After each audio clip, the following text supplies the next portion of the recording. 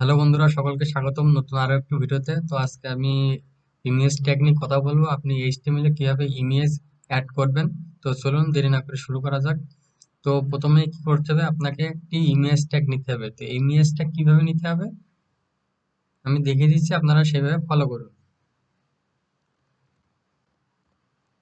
এই যে IMG tag,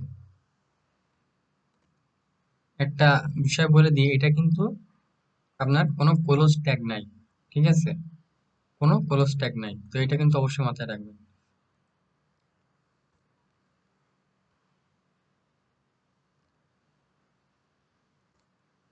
এখন কি করতে হবে, এই যে ইমেজ ট্যাগের ভিতরে আপনাকে সোর্স নিতে হবে, আপনি কোথা থেকে নিচ্ছেন। তার জন্য আপনাকে একটি অ্যাট্রিবিউট নিতে হবে। কি অ্যাট্রিবিউট? দেখুন, SRC অ্যাট্রিবিউট নিলাম। এখন এখানে দুইটা কাজ আছে। একটা, আপনি কোথা থেকে নিচ্ছেন, ফোল্ডার থেকে নিচ্ছেন নাকি সরাসরি আপনার ফাইল থেকে নিচ্ছেন, সেটা কিন্তু আপনাকে এখানে বলে দিতে হবে। তো আমি প্রথমে ডাইরেক্ট নিয়ে নিচ্ছি। তো তার জন্য কি করতে হবে, আপনার শুধুমাত্র ফটোর যে নাম, সেই নামটা আপনাকে এখানে লিখে দিতে হবে।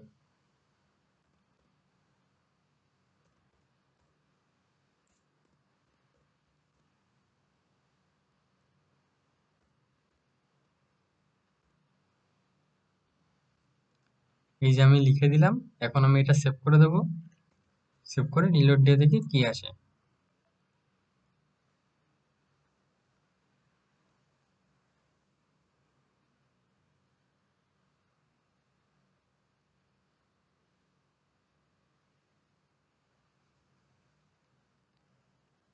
এই যে একটা ইমেজ চলে আসছে। ইমেজটা তো অনেক বড়, এই কারণে একটু অসুবিধা হয়ে যাচ্ছে। এই যে ইমেজটা অনেক বড়, আশা করি দেখতে পাচ্ছেন ইমেজটা অনেক বড়। যাই হোক, এবার বুঝতে পারছেন। তো এখানে একটা ব্যাপার হলো, যদি আপনি ফোল্ডার থেকে নেন তাহলে আপনাকে কি করতে হবে, এখানে আপনাকে এই ফটোর আগে আপনাকে ফোল্ডারের নাম লিখে দিতে হবে। তো আমি ফোল্ডারের নাম লিখে দিচ্ছি, ইমেজ। এবার আপনাকে স্ল্যাশ দিতে হবে। দেওয়ার পরে আপনার কি করতে হবে, সেই ফোল্ডারের ভিতরে যে ইমেজটা আছে সেইটা আপনাকে এখানে লিখে দিতে হবে। তো এখানে আমি এই ফটোটি নেব। এই ফটোটি দেখুন, এটা কিন্তু ইমেজ ফোল্ডারের ভিতরে। তো আমি এই ফটোটা কিন্তু নেব। তো আমি এখানে লিখে দিলাম।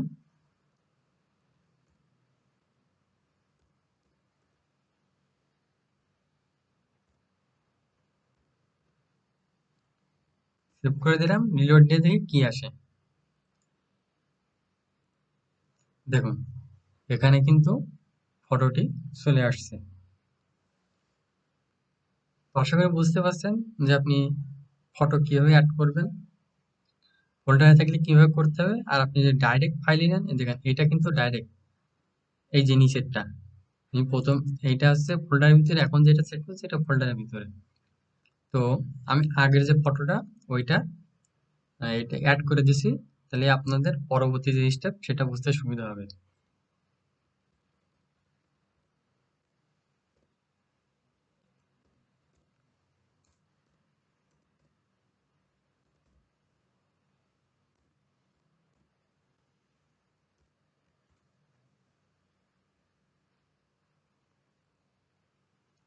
এই যে আগের ফটোটি।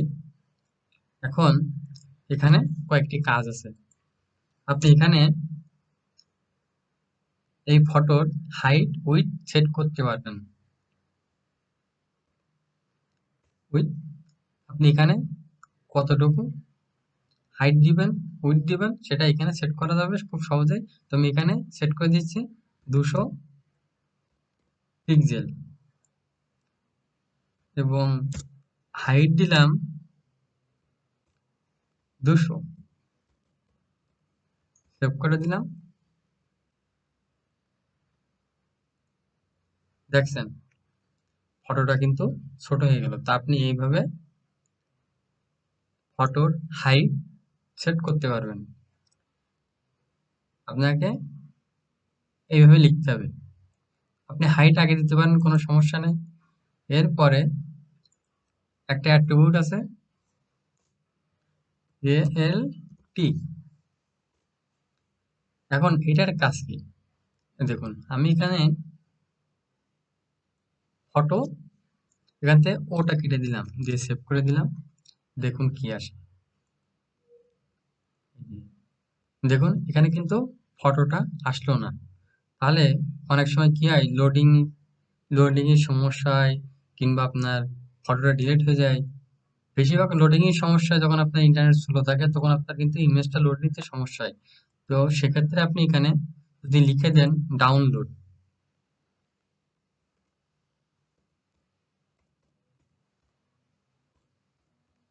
ডাউনলোড, তাহলে এখানে দেখুন কি আসবে, ডাউনলোড। বুঝতে পারছেন আশা করি। এখন আপনি এখানে যা লিখবেন তাই আসবে, যা লিখবেন তাই।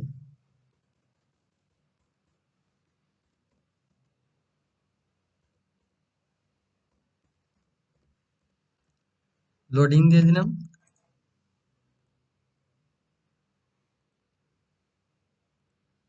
দেখুন এখানে লোডিং চলে আসছে। তো আপনার যখন এই ফটোটার কোনো সমস্যা হবে, কোনো ভুল হবে, কিংবা লোডিং নিতে সমস্যা হবে, তখন আপনার এই অ্যাট্রিবিউটটা কাজে আসবে।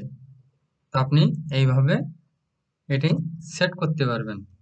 তো আশা করি বুঝতে পারছেন কিভাবে আপনি ইমেজটা সেট করবেন, তার হাইট উইডথ কিভাবে সেট করবেন, তবে এএলটি অ্যাট্রিবিউট কিভাবে আপনি সেট করবেন। আশা করি বুঝতে পারছেন। তো যদি বুঝতে অসুবিধা হয় অবশ্যই আমাকে জানাবেন, আমি আপনাদের বোঝানোর চেষ্টা করব।